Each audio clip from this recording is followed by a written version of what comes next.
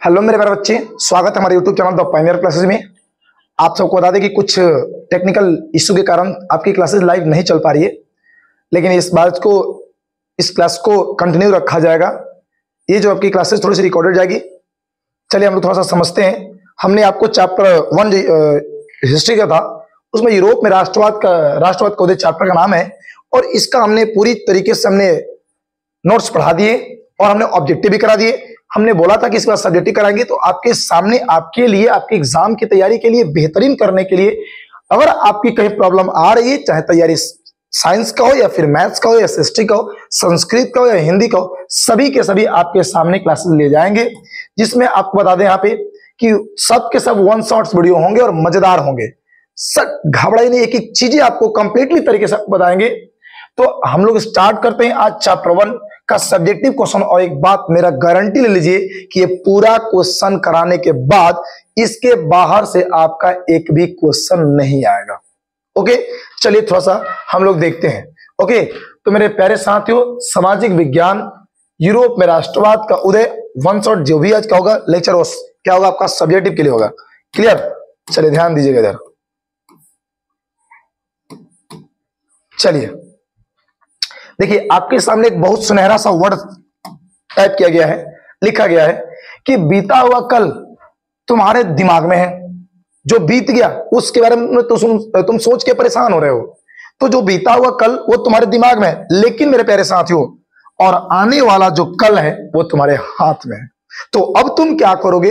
दिमाग का इस्तेमाल करोगे या फिर हाथ का इस्तेमाल करके तुम आगे बढ़ोगे, ये चीज तुम्हारे ऊपर निर्भर करती है। तो जो बीत गया उसको छोड़िए और आगे आप अपनी जिंदगी को, अपने लाइफ को और अपने रिजल्ट को मजबूत और अपने रिजल्ट को बेहतर बनाने के लिए हम लोग आगे अपने हाथों को इस्तेमाल करें और कलमों का इस्तेमाल करें और कलम से अपने परसेंटेज को, अपने मेहनत को आगे बढ़ाएं और अपने मार्क्स को बहुत हायर तक लेकर जाएं, बिहार बोर्ड में टॉपर बने। ओके, तो चलते हैं आज के सेशन को। हम लोग स्टार्ट करने के से पहले हमने थोड़ी सी आपके सामने 2 लाइनें भी प्रस्तुत कर दिए और चलते पहले क्वेश्चन की तरफ। तो आपके सामने जो पहला क्वेश्चन नजर आ रहा है, आप लोग को नजर तो आ ही रहा होगा। पहला क्वेश्चन, राष्ट्रवाद क्या है, ये पहला क्वेश्चन है। ओके, चलिए कंप्लीट रूप से आपको दिखाई दे रहा है राष्ट्रवाद क्या है। ये पहला क्वेश्चन आपके एग्जाम में बहुत बार पूछ दिए गए हैं ये क्वेश्चन को, इसलिए हमने भी आपको अपने स्लाइड में डाल दिया कि भैया राष्ट्रवाद बच्चों को दिक्कत कर रहा है। और हम आपको बता दें कि बताए भी थे कि राष्ट्रवाद क्या है। तो एक ही शब्द में अगर इसका आंसर दिया जाए तो राष्ट्रवाद का मतलब होता है क्या हो? अपने देश से, क्या हो? देश से मोहब्बत करना। देश से मोहब्बत करना है ना जी, देश से प्यार करना, मोहब्बत करना, प्रेम करना। तो देखिए डेफिनेशन क्या लिखा जा रहा है, कह रहा है कि सामान्य अर्थों में राष्ट्रवाद का अर्थ अपने राष्ट्र के प्रति सोच, अपने देश के प्रति सोच, लगाव की भावना का विकास करना है। अपने देश के प्रति सोच का जो लगाव है, जो हमारी सोच, उसकी भावना को क्या करना? विकास करना है। और तब देखिए, और दूसरे शब्दों में बात करते हैं तो राष्ट्रवाद एक ऐसी भावना है जो किसी विशेष भौगोलिक, सांस्कृतिक, सामाजिक परिवेश में रहने वाले लोगों के बीच एकता का वाहक बनाती है, मतलब एकता का पाठ पढ़ाती है, मोहब्बत का, प्रेम का बात करती है। एकता ही क्या है? बल है। आपने सुना भी होगा। तो एक भावना है हमारे अंदर, ये हमारे अंदर एक भावना है। और कैसी भावना है? जो देश के प्रति, देश के लोगों के प्रति, देश के कोई भी धर्म हो, कोई भी धर्म में हो, कोई भी परिवेश हो, कोई भी समाज हो, लेकिन सभी बात आती है देश की, तो हम लोग देश के लिए मरने के लिए तैयार होते हैं, देश के लिए लहूलुहान होने के लिए तैयार होते हैं। हम अपने देश की बुराई को सुनना पसंद नहीं करते हैं। ओके, चलिए तो हम लोग फिर आगे चलते हैं। ये आपका क्लियर हो गया, समझ में आगे बात है। क्वेश्चन नंबर 2 की तरफ चलते हैं। क्लियर? देखते हैं क्वेश्चन नंबर 2।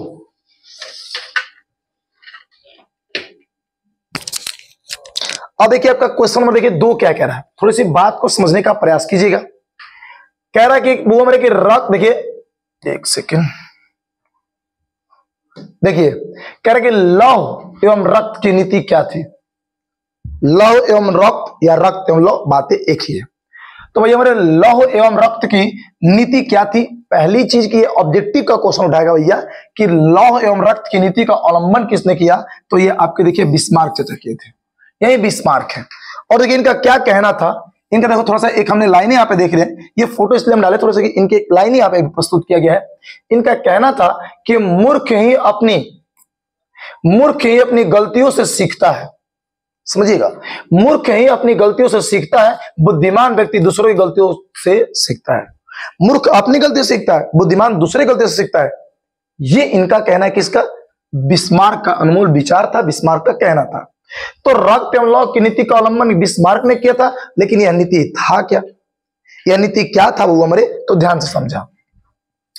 देखिए, इनका कहना था कि लौ एवं रक्त की नीति का प्रतिपादन बिस्मार्क ने किया था, और इस नीति में यानी इस नीति के अनुसार सैन्य शक्ति की सहायता से पूरे जर्मन प्रदेश का एकीकरण करना था। मतलब क्या?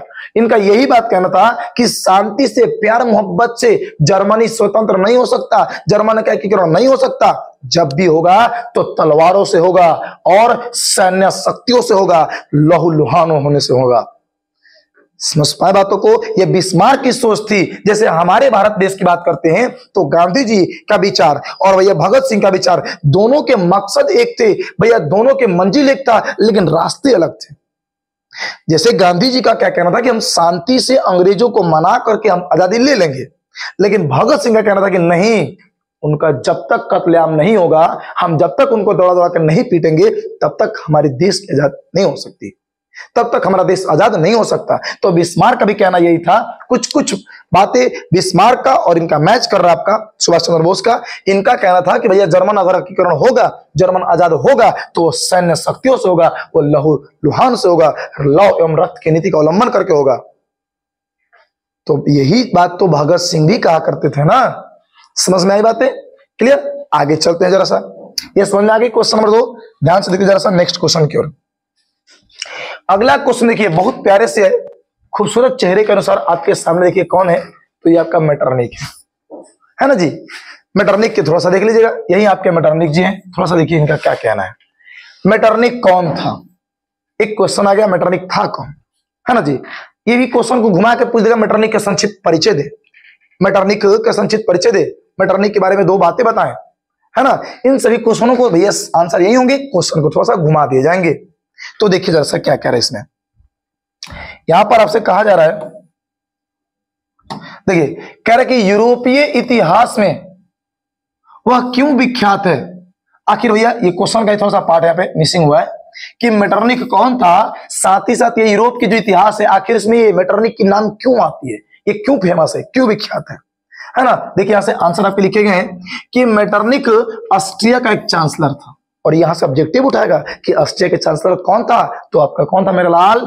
ये मेटरनिक था। कौन था ये? तो ये चांसलर था। और कहां के चांसलर? चांसलर माने हो राजा। कहां के? तो ऑस्ट्रिया के। क्लियर? कहां के बउआ? ऑस्ट्रिया के। ओके आगे चलते हैं। वह घोर प्रतिक्रियावादी क्रांति के संदेशों का कट्टर विरोधी एवं पुरातन व्यवस्था बनाए रखने का समर्थक था। ये क्या था? तो घोर प्रतिक्रियावादी, क्रांति के संदेश का कट्टर विरोधी, साथ ही साथ ये चाहता था, इसकी मनोकामनाएं थी, ये ऐसा ही चाहता था कि देश में पुरातन व्यवस्था माने पुरानी व्यवस्था ही बनी रहे, देश में पुरानी व्यवस्था ही लागू रहे। इस बात को कौन चाहता था? ये मेटरनिक चाहता था। समझ में आए? ये खूबसूरत चेहरे के साथ इसके अंदर दोगालापन छुपी हुई थी। आगे देखिएगा, उसने, किसने? मेटरनिक ने। भैया जिस प्रकार की व्यवस्था यूरोप में स्थापित की उसे मेटरनिक व्यवस्था कहा जाता है। अपनी इसी व्यवस्था के कारण वह यूरोपीय इतिहास में विख्यात था। तो 2-3 लाइन तो आपको पढ़ना ही भाई, 2-3 लाइन ऐसा तक क्या है, ये तो सब लोग जानता है कि ऑस्ट्रिया के चांसलर था। लेकिन भैया सबसे इंपॉर्टेंट क्या है कि प्रतिक्रियावादी, घोर प्रतिक्रियावादी था, और क्रांति के संदेशों का कट्टर विरोधी था, और पूरा पहली पुरानी व्यवस्था का ये क्या था? समर्थन चाहता था। ये समर्थन करता था कि देश में पुरानी व्यवस्था ही लागू रहे। बस यही 3-4 चीजें तो आपको लिखना ही है। 2-3 बातें याद रहेगा भैया तो पूरा लिख लीजिएगा आपको। क्लियर? समझ में आ गई बातें? ओके आगे चलते हैं जरा सा, एक बार सब लोग बताएंगे जरा सा समझ में आ गई क्या बात है हमारी। आगे देखिए, ये हो गया ना जी। 4 नंबर देखते हैं। ये क्वेश्चन नंबर देखिए 4 क्या कह रहा है। फिर से आगे बिस्मार्क जी, और कह रहे कि बिस्मार्क के कार्यों की चर्चा करें। अभी हमने बिस्मार्क के बारे में पढ़ा, लेकिन बिस्मार्क ने क्या क्या काम किए, क्या क्या कार्य किए थे, इनके काम को क्या करना है, थोड़ी सी चर्चा करनी है।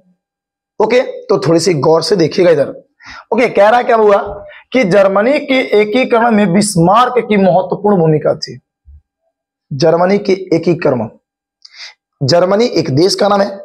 एकीकरण की बात करते हैं तो एकीकरण का मतलब क्या होता है? आजाद कराना, स्वतंत्र कराना। जैसे हमारे भारत देश की बात करेंगे तो भारत का एकीकरण में महात्मा गांधी का क्या योगदान है वो बताइए, भीमराव अम्बेडकर का योगदान है ये बताइए, राजेंद्र प्रसाद का क्या योगदान है ये बताइए, जवाहरलाल नेहरू का क्या योगदान है ये बताइए। अनेकों प्रकार के विद्वान हमारे यहाँ हुए हैं और उन्होंने जिस तरीके से था अपने देश को आजाद कराने के लिए उन्होंने लगा दिया, जी जान लगा दिए। तो उसी प्रकार से मेटरनिक भी क्या है, सॉरी बिस्मार्क भी क्या है, एक अपने देश के व्यक्ति थे और अपने देश के एकीकरण के लिए, ये अपने देश के आजाद कराने के लिए इन्होंने क्या क्या, अपने देश के आजाद कराने के लिए इन्होंने क्या क्या किया, है ना, ध्यान दीजिएगा।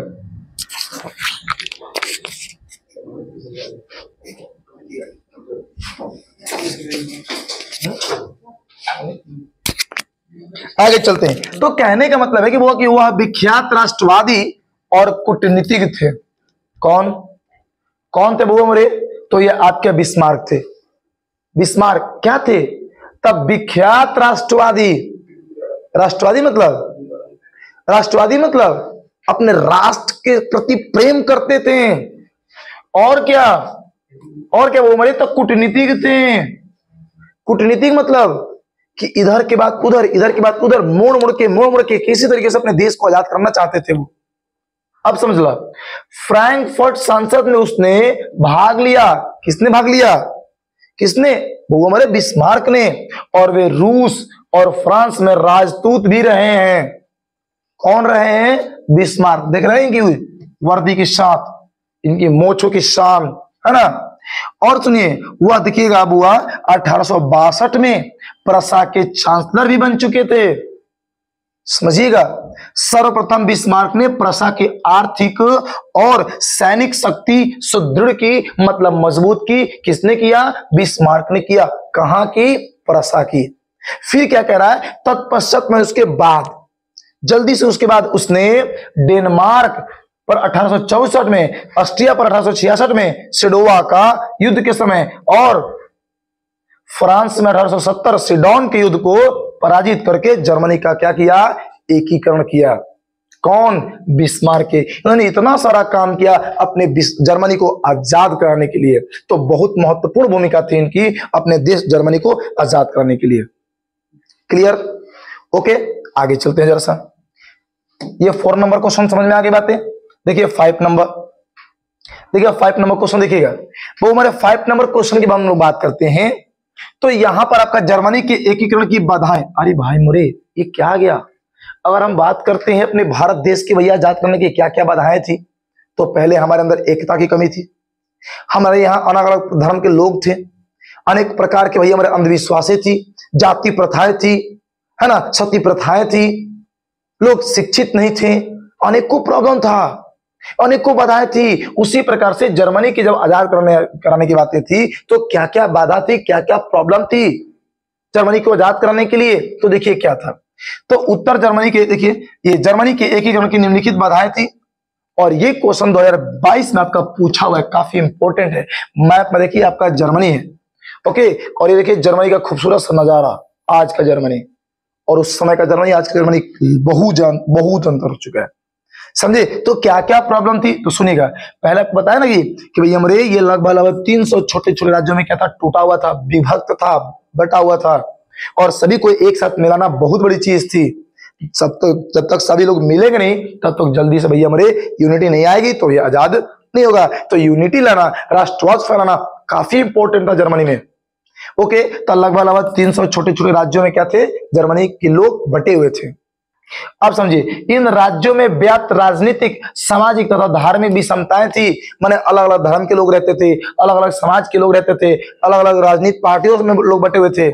अनेकों प्रकार के भैया हमारे लोगों में क्या बंटवारा हुए थे, बटे हुए थे, ओके। फिर देख रहे जरा सा कि देखिए 3 नंबर, राष्ट्रवाद की भावना का अभाव था। किसी के प्रति, अपने देश के प्रति प्रेम था ही नहीं, तो राष्ट्रवाद की कमी थी। इसको भी अपनाना था, राष्ट्रवाद को बढ़ाना था। कहां पे? जर्मनी में, ओके। आगे देखते हैं। ऑस्ट्रिया का हस्तक्षेप था, सुनिएगा, ऑस्ट्रिया का हस्तक्षेप था, मतलब ऑस्ट्रिया इस पर हावी हुआ था, ऑस्ट्रिया का कब्जा था कह दीजिए इस पर। समझे। फिर आपका देखिए पांचवा कह रहा है कि मेटरनिक की घोर प्रतिक्रियावादी की नीति, एक राजा भी थे वहां के, जर्मनी की चांसलर भी थे, तो दोगला थे। कौन? मेटरनिक, है ना जी। वो पुरातन व्यवस्था को अपनाना चाहता था, घोर प्रतिक्रियावादी नीति रखता था वो, है कि नहीं है? क्लियर? ओके, समझ में आई बातें हमारी? क्या हमारी बातें समझ में यहां तक आ गई? ओके, ये 5 नंबर तक क्वेश्चन समझ में आ गया। नेक्स्ट क्वेश्चन देखते जरा सा, अगला क्वेश्चन देखते हैं 6 नंबर। 6 नंबर जो क्वेश्चन है वो काफी इंपॉर्टेंट आपके लिए, वो काफी इंपॉर्टेंट ये क्वेश्चन है, देख लीजिए। ये देख रहे ना, ये इनका हवाई अड्डा प्लेन है, लेकिन तेरे नाम जा रहे हैं फिर भी। ये बहुत अच्छे व्यक्ति थे मेजनी साहब, बहुत अच्छे व्यक्ति थे। देखिए आपको पढ़ के समझ में आ जाएगा। कह रहे कि मेजनी कौन था, यह क्वेश्चन देखिए पूछ देगा, मेजनी कौन था, या भैया हमारे मेजनी के कार्यों की चर्चा करें, सब चीज इसमें आ जाएगा। क्वेश्चन वही है, आंसर नहीं बदलेगा, क्वेश्चन बदल सकता है। और ये आपका क्वेश्चन देखिए 2011 में 2019 में 2 बार आया हुआ है, तो थोड़ा सा देखिएगा। मेजनी को इटली के एकीकरण का पैगंबर या मसीहा कहा जाता है। और ये क्वेश्चन आपके ऑब्जेक्टिव में पूछेगा कि इटली के एकीकरण का वो हमारे मसीहा किसको कहते हैं, पैगंबर किसको कहते हैं, तो ये मेजनी साहब को कहते हैं। इटली के एकीकरण का पैगंबर किसको कहते हैं, तो किसको बोलेंगे हम लोग, ये मेजनी साहब को बोलेंगे। देखिए जरा सा कैसे, क्यों। देखिए ये एक प्रकार के साहित्यकार, गणतांत्रिक विचारों के समर्थक, एक योग्य सेनापति के साथ साथ अपने गणतंत्रवादी उद्देश्यों के प्रचार के लिए उसने 1831 में एक यंग इटली की स्थापना की है। समझ लीजिए, ये एक योग्य सेनापति भी थे, गणतांत्रिक विचार के समर्थक भी थे, उसके बाद भैया हमारे ये साहित्यकारों के विचार से समर्थक भी थे, ये सेनापति भी थे, और गणतंत्रवादी उद्देश्यों का प्रचार भी इन्होंने करने के लिए किया क्या, तो एक यंग इटली नामक संस्था की स्थापना की 1831 में। और मेजनी का उद्देश्य क्या था भैया, कि ऑस्ट्रिया के प्रभाव से इटली को क्या करना, मुक्त कराना। ऑस्ट्रिया का कब्जा था इटली पर, और उसके कब्जा से हटाना इनका क्या था, मेन मुख्य मकसद था। ओके, तथा देखिए संपूर्ण इटली को आजाद कराना, एकीकरण कराना इनका मेन टारगेट था, इनका मुख्य उद्देश्य था। किसका? मेजनी साहब का, है ना जी। ओके, इनके अंदर अपने देश के प्रति बहुत ही प्रेम, बहुत ही भावना, बहुत ही मोहब्बत, बहुत राष्ट्रवाद की भावनाएं थी। ओके, आगे चलते हैं। इन्होंने यंग यूरोप की भी स्थापना किया था, है ना। आगे चलते रहा नेक्स्ट क्वेश्चन की तरफ, देख लीजिए। अगला क्वेश्चन, इटली के, देखिए इटली के एकीकरण में काबूर की भूमिका का उल्लेख करें। या यहां से एक और आपके क्वेश्चन बन सकता है कि काउंट काबूर की संक्षिप्त परिचय दें। दोनों के दोनों क्या है, दोनों के दोनों क्या आपके क्वेश्चन देखिए आपका एक ही है, क्वेश्चन 2 गो और आंसर आपका एक ही। अगर ये क्वेश्चन आपसे पूछे तो आप आंसर दे सकते हैं, अगर आपसे क्वेश्चन ये पूछे तो भी आप आंसर दे सकते हैं। ओके, हमने 2 क्वेश्चन अलग अलग ना बना के आपका एक ही में दोनों क्वेश्चन डाल दिए, क्लियर, ताकि आपको कम समय में अच्छे से जानकारी प्राप्त हो जाए। आगे चलते हैं। और ये क्लासेज आपको समझ में आ रही है बउआ मेरे, आपको लग रहा है कि सारे क्वेश्चन आपके एग्जाम के लिए इंपॉर्टेंट है, तो थोड़ी सी वीडियो को लाइक कर दीजिएगा और दोस्तों तक शेयर भी कर दीजिएगा। ये आपकी अपनी कर्तव्य है ना, ये आपकी मौलिक कर्तव्य है। कह दीजिए कि वीडियो को देख करके उसको लाइक कीजिए, और लाइक करने के बाद वो हमारे अपने दोस्तों को शेयर कर दीजिए कि तू भी देख ले भाई, तुम्हारा भी कॉन्सेप्ट क्लियर हो जाएगा। ओके, चलते जरा सा। कह रहा होगा क्या हो कि देखिए काउंट काबूर को इटली के एकीकरण का राजनीतिज्ञ कहा जाता है। कहां के हो, इटली के। मतलब ये कि मेजनी साहब भी इटली का एकीकरण करना चाहते थे, और ये हमारे कौन, काउंट काबूर साहब थे। तो कहने का मतलब कि 1850 में यह सर्डिनिया के राजा विक्टर इमैनुअल के मंत्री, और 1852 में प्रधानमंत्री बने। कौन, काउंट काबूर। और क्वेश्चन पूछता है कि विक्टर इमैनुअल ने किसको अपना प्रधानमंत्री नियुक्त किए थे, तो किसको वो मरे, ये आपको ये काउंट काबूर साहब को। ओके, आगे देखते हैं। अब समझा, 1852 में प्रधानमंत्री बन गए, तो क्वेश्चन ये डीपली पूछ सकता है कि भैया हमारे विक्टर इमैनुअल ने काउंट काबूर को प्रधानमंत्री बनाया, लेकिन कब, तो क्या बोलेगा 1852 में। ओके, आगे चलते हैं। उसने सैनिक और आर्थिक सुधारों द्वारा, सैनिकों के द्वारा और आर्थिक सुधारों के द्वारा सर्डिनिया की स्थिति क्या कर दिए, मजबूत कर दिया। कौन मजबूत कर दिया, ये आपका काउंट काउर साहब। फिर देखते जरा सा कि पेरिस शांति सम्मेलन में, पेरिस शांति सम्मेलन में उसने इटली के एकीकरण का प्रश्न उठाया। पेरिस में जब शांति सम्मेलन हो रहा था, आज शांति दिवस भी था, है ना जी, आज शांति दिवस था। ओके, तो कहने का मतलब कि शांति सम्मेलन पेरिस में जब हुआ, ये उस सम्मेलन में प्रेजेंट हुए, और प्रेजेंट होने के बाद इन्होंने क्या किया, तो भैया मोरे इन्होंने इटली के एकीकरण के बारे में प्रश्न उठाया कि हमारा देश का एकीकरण कब हुआ होगा, इटली का एकीकरण कब होगा। ओके, और 1859 में ऑस्ट्रिया को क्या कर दिया, इन्होंने पराजित कर दिए, और पराजित करके काउंट काबूर ने लोम्बार्डी पर क्या कर लिया, अधिकार कर लिए। कौन कर लिए, ये काउंट काबूर साहब कर लिए। ओके, क्लियर हुई बातें, समझ में आ रही बातें यहां तक। देखिए ये हिस्ट्री की बातें हैं थोड़ी सी, और हिस्ट्री की बातें कहानियों की तरह तब्दील होती है। तो अगर आप इस चीज को कहानी की तरह पढ़िएगा तो आपको बहुत बेहतरीन तरीके से हिस्ट्री समझ में आएंगे। इसीलिए, और आपको समझ में नहीं भी आ रहा है, एक बार कमेंट कर दीजिए, हम और कुछ तरीके को अपनाएंगे आपको समझाने के लिए। ओके, आगे देखते जरा सा। चलिए अगला क्वेश्चन देखिए, नेक्स्ट क्वेश्चन थोड़ा सा देखा हुआ, ये देखिए लीजिए, ये है गैरीबाल्डी, और ये तो भैया हमारे आपके एग्जाम में गारंटी के साथ आपके एक क्वेश्चन 100% आएंगे ही आएंगे। गैरीबाल्डी जब भी आएंगे तो क्वेश्चन लेकर आएंगे, बिना ऐसे आते ही नहीं है। ओके, तो आपके एग्जाम में ये क्वेश्चन भैया आएंगे, आपके साथ साथ एग्जाम में जब आप जाएंगे तो उनसे इहो चले आएंगे, गैरीबाल्डी हो, इसलिए इसको देखिए और समझिए। ओके, कह रहा क्या कि गैरीबाल्डी, देखा कि गैरीबाल्डी कौन था। देखिए क्वेश्चन की भरमार है और आंसर एक ही है, क्वेश्चन को कई बार रिपीट करके पूछेंगे आपसे, समझे, क्लियर। तो थोड़ा सा देखिएगा, ये इटली के एकीकरण में इनकी क्या भूमिका थी, और क्या, अथवा गैरीबाल्डी के कार्यों की चर्चा करें। क्वेश्चन तो भरमार है, और एक क्वेश्चन 2014 में 2016 में आया हुआ है। तो भैया हमारे इतने पुराने क्वेश्चन है तो इस बार आएगा ही आएगा, है कि नहीं है। तो ध्यान से देखिए जरा सा। तो कहने का मतलब कि इटली के एकीकरण का द्वितीय चरण गैरीबाल्डी की तलवार ने पूरा किया। गैरीबाल्डी की तलवार, ये पेशे में तो एक प्रकार के नाविक थे, लेकिन उन नाविकों के पूरे सैनिकों की टुकड़ी बनाकर के भैया हमारे देश के प्रति चल बढ़े, देश का एकीकरण कराने लगे, राष्ट्रवाद की भावना जग गई इनके अंदर, गैरीबाल्डी के अंदर, समझिएगा। वह युद्ध की नीति में विश्वास करते थे। कौन, गैरीबाल्डी, जब तक युद्ध नहीं होगा तब तक देश आजाद नहीं होगा।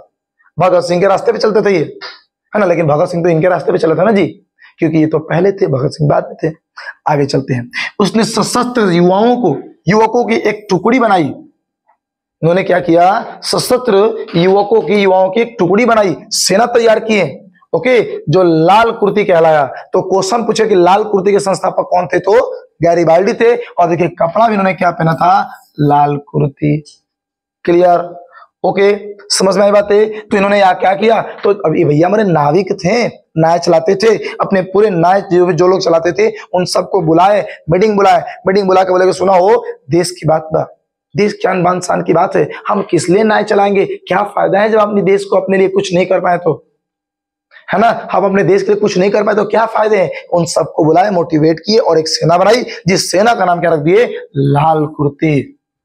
ओके, और सुनिए, इनकी सहायता से उसने सिसिली और नेपल्स पर अधिकार कर लिए, सिसिली पर भी और नेपल्स पर भी इन्होंने अधिकार किया, और वहां पर गणतंत्र की स्थापना की। कहां पर, सिसिली और नेपल्स पर। किसने किया, गैरीबाल्डी ने किया।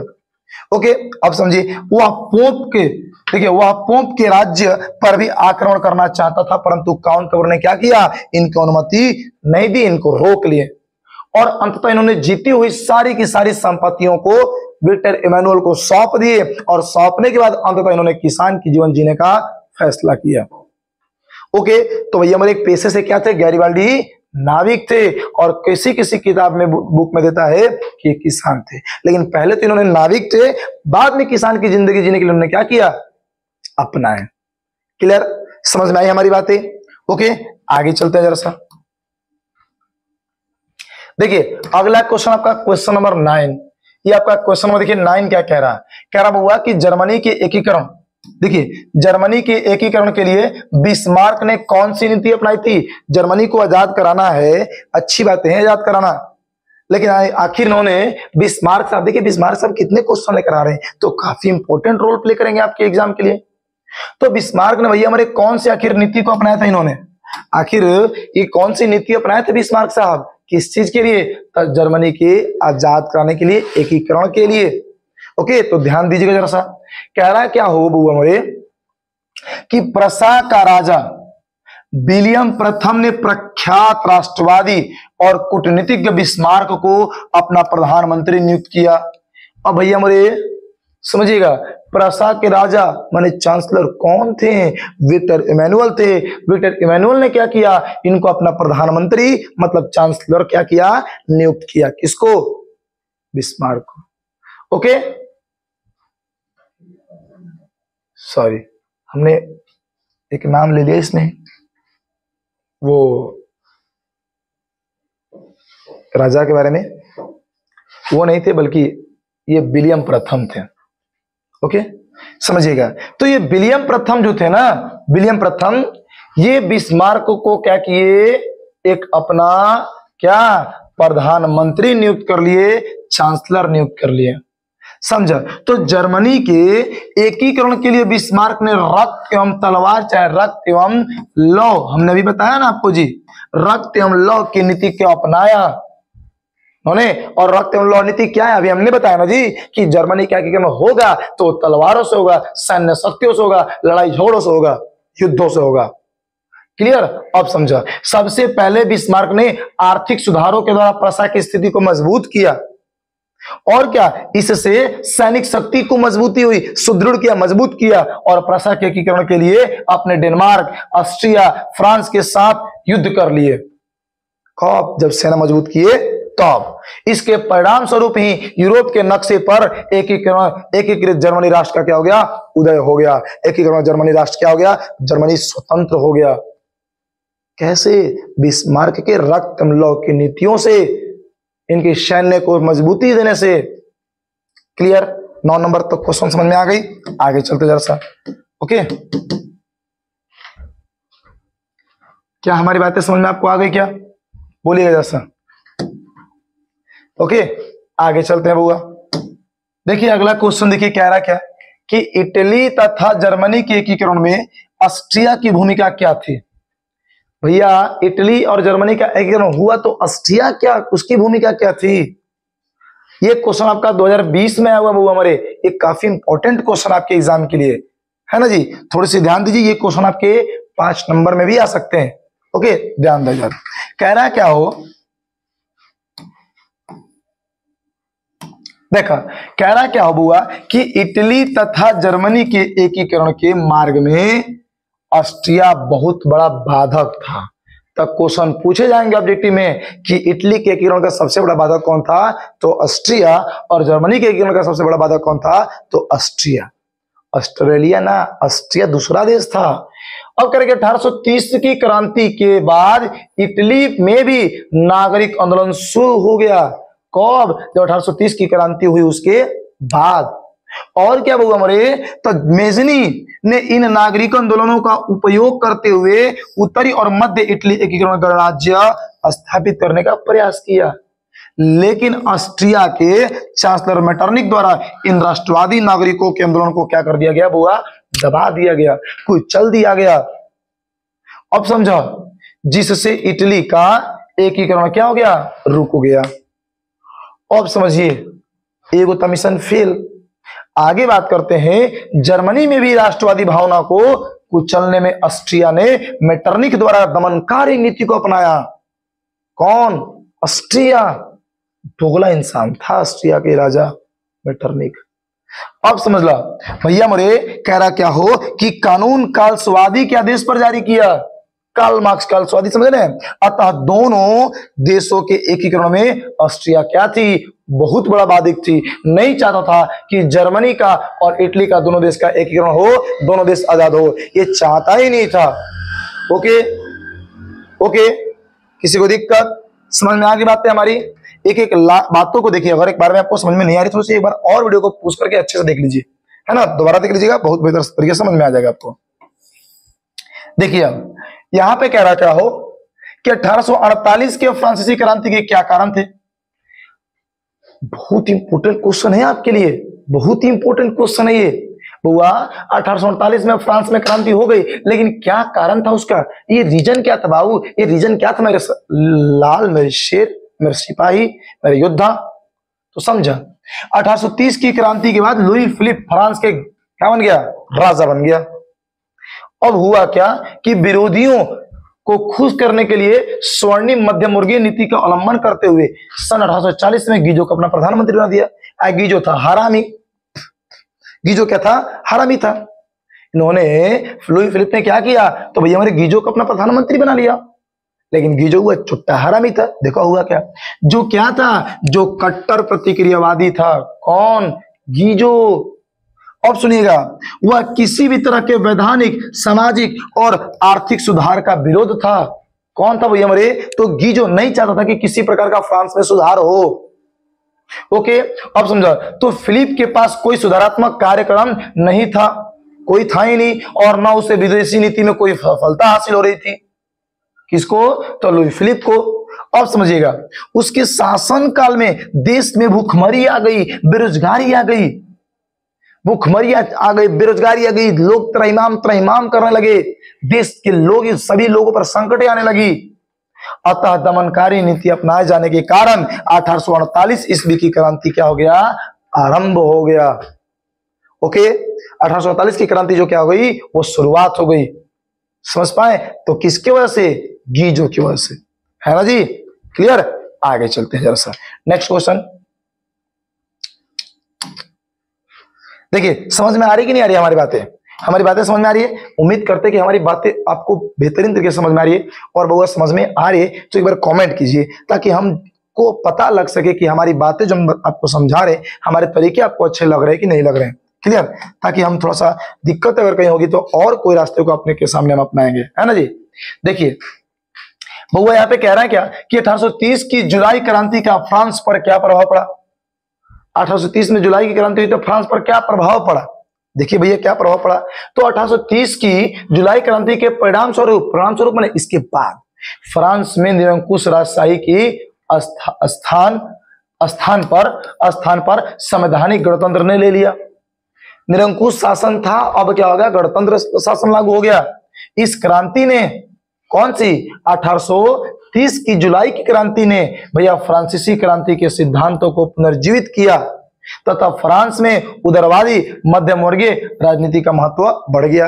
बड़े वालों को उदारवादी मैंने समझ रहे हैं, अच्छे लोगों की, है ना, जनरल ये जेंटलमैन की, है ना। क्या हुआ, सरकारें आई। कब, जब क्रांति हुई 1830 की जुलाई वाला तब, और काफी इंपॉर्टेंट क्वेश्चन है। और ये कहां हुआ था, तो फ्रांस में हुआ था। कहां हुआ था, फ्रांस में हुआ था, क्लियर। आगे चलते हैं, समझ में आ गई ये बातें। ये आपका देख लीजिए, ये फ्रांस में क्रांति का देखिए आपका फोटो है ना जी। उसमें हम थे, जब खड़ा थे हम, ये खड़ा थे हम, 2 घंटा हमारे पड़ल था, क्या करे, लेकिन फिर भी आजाद करवाए हम। ध्यान दे इधर। अब समझिएगा 13 नंबर क्वेश्चन। 1830, देखिए 1830 और 1848 की क्रांतियों की सामान्य विशेषताएं क्या थी। 1830 की क्रांति और 1848 की क्रांति की विशेषता क्या था, तो विशेषताएं तो निम्नलिखित था भैया हमारे, है ना। देखिए क्या था, तो सभी क्रांतिकारी प्रतिक्रियावादी और निरंकुश शासन की समाप्ति चाहते थे। समझे ना, सभी क्रांतिकारी क्या चाहते भैया हमारे, तब प्रतिक्रियावादी और निरंकुश शासन की समाप्त हो, उदारवादी शासन लागू हो, समाजवादी शासन लागू हो, संवैधानिक शासन लागू हो। समझ पाए, निरंकुशता समाप्त हो। निरंकुश मैं समझ रहे हैं, निरंकुश मतलब हर एक कामों पर अंकुश लगाना, रोक लगाना। समझ पाए, आगे चलते हैं। और क्या, वे उदारवाद और राष्ट्रवाद के समर्थक थे। कौन, क्रांतिकारी में भाग लेने वाले लोग चाहते थे हमारे देश में क्या हो, उदारवादी और राष्ट्रवादी भावनाएं जगे, क्लियर। आगे देखिए 3 नंबर, वे वैधानिक शासन की मांग कर रहे थे। वैधानिक माने एक विधि व्यवस्था से चले, एक शासन संवैधानिक तरीके से चले, एक नियम से चले। ओके, और देखिए, और दोनों क्रांतियों की एक मुख्य विशेषता यही थी कि स्वतंत्रता और नागरिक अधिकारों की सुरक्षा मुख्य मुद्दा था। दोनों के दोनों क्रांति अलग अलग समय पर हुई थी, लेकिन टारगेट क्या था, मुद्दा क्या था, एक ही था। क्या, कि स्वतंत्रता भैया हमारे करिए अपने देश की, और नागरिक के अधिकार को क्या कीजिए, सुरक्षा कीजिए, उनके अधिकारों को दीजिए, क्लियर। आगे चलते हैं, समझ में आई बात है हमारी? क्लियर हुआ? समझ में आ गया? देखो जरा सा, एक आपका देखिए क्वेश्चन यहाँ पे, एक आपका क्वेश्चन वो हमारे क्या हो, देखा क्वेश्चन क्या है, कह रहे कि चार्टिस्ट आंदोलन किस देश में हुआ था? तो सिंपल सी बात, वो इंग्लैंड में हुआ था। कहां पे हो? चार्टिस्ट आंदोलन। देखिए लेकिन कब से कब तक चला था वो हमारे? 1838 से लेकर 57 तक, 1838 से लेकर 57 तक चार्टिस्ट आंदोलन चला था भैया हमारे। कहां पे? इंग्लैंड में। ये यहाँ पे देखिए इंग्लैंड का श्रमिक, ये प्रकार का मजदूरों का आंदोलन था। ये जो आंदोलन थी, किसकी आंदोलन थी? मजदूरों का आंदोलन था, श्रमिक आंदोलन था एक प्रकार के, कह सकते हैं इसको, या चार्टिस्ट आंदोलन कह सकते हैं इस प्रकार के। तो क्वेश्चन पूछेगा चार्टिस्ट आंदोलन किस प्रकार के, किस देश में होता? तो लिखेगा चार्टिस्ट आंदोलन मजदूरों के द्वारा किया गया, 1830 से लेकर के 38 से लेकर 1857 तक किया गया था, और यह एक प्रकार का श्रमिक आंदोलन था जो कि इंग्लैंड में चला था। Okay clear? आगे चलते हैं जरा सा, आगे देखिए, आगे देखा भैया हमारे अगला क्वेश्चन है, देखिए क्या कह दिया कि जर्मन राइन महासंघ की स्थापना किसने किया? तो जर्मन राइन महासंघ की स्थापना किसने किया? नेपोलियन बोनापार्ट ने किया। लीजिए जर्मन राइन संघ महासंघ, जर्मन राइन राज्य का निर्माण किसने किया? तो नेपोलियन बोनापार्ट ने किया। यही आपका है जर्मन राइन संघ का मैप, और आप लोग देख सकते हैं। क्लियर? तो मेरे प्यारे साथियों, मेरे प्यारे लाल लालियों, आपका चैप्टर 1 यहाँ पे क्या हो रहा है? आपका चैप्टर 1 यहाँ पे समाप्त हो रहा है। तो मेरे प्यारे साथियों, आपको उम्मीद है कि हमारी जो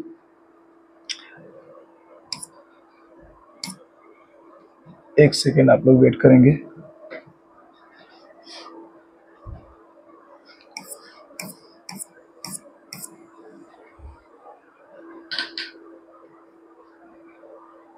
चलिए आपको बता दें कि हमें उम्मीद करते हैं बुआ कि आप लोगों को आज की क्लासेज हमारी बहुत अच्छी लगी होगी, बहुत बेहतर लगी होगी। तो अगर अच्छा लगा होगा, ऐसा लग रहा हो कि क्वेश्चन काफी इंपॉर्टेंट थे, आपके एग्जाम के लिए है होंगे, तो आप लोग वीडियो को लाइक कर दीजिएगा मेरे बाबू। देखिए मेहनत करना पड़ता है आपके लिए, बैठ करके पीडीएफ बनाने पड़ते हैं, और इसका पीडीएफ आपके पास चले जाएंगे। जो भी लोग हों जिनको ये पीडीएफ चाहिए, हमारे पर्सनल नंबर पर, ये हमारे पर्सनल नंबर आपको बताते हैं हम, ये मेरी पर्सनल खुद का नंबर है, और जिन लोगों को वो हमारे ये पीडीएफ इसका चाहिए, आपको हमारे व्हाट्सएप नंबर से आप ले सकते हैं, या फिर टेलीग्राम ग्रुप जो है द पायनियर क्लासेस के ही नाम से चलता है। Okay,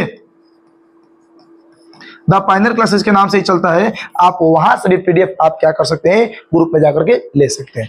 clear? या नहीं तो हमारे ये व्हाट्सएप नंबर पर आप कांटेक्ट कर सकते हैं। आपको subjective objective notes total PDF दिए जाएंगे, जो यहाँ पे क्लास लिया जाएगा आपको पीडीएफ दे दिया जाएगा। ओके, तो मेरे प्यारे साथियों, मेरे प्यारे लाल लालियों, आपको शेयर करना है, सब्सक्राइब करना है। नए होंगे तो सब्सक्राइब करिए, ये आपके एग्जाम तक चलेगा और पूरे के पूरे क्लासेस फ्री ऑफ कॉस्ट चलेंगे। ओके चलिए, तो आज के बस इतना ही, फिर मिलते हैं हम लोग कल की क्लास में। तब तक बाय, टेक केयर, सबाई खैर, अस्सलाम वालेकुम, जय हिंद, जय भारत।